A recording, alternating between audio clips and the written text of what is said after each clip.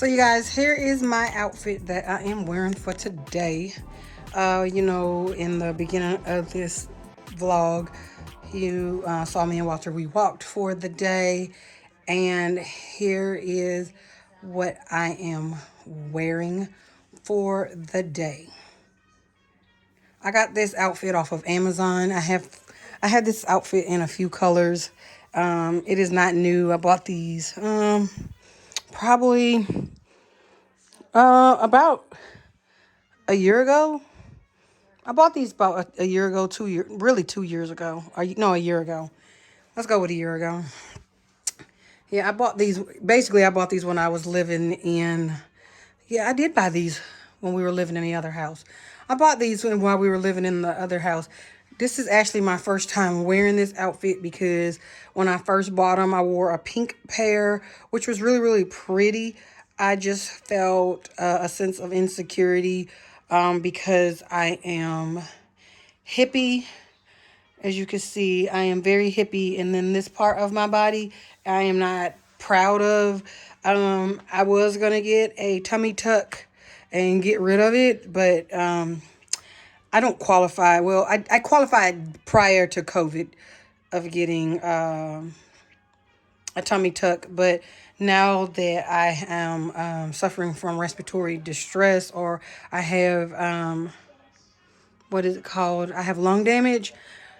I just don't feel comfortable with myself saying that I'm okay with having surgery. So the best way that I can manage my gut is to continue to take my smooth moves tea that allow me to go to the bathroom and stay regular. And you guys, I am actually trying a collagen powder.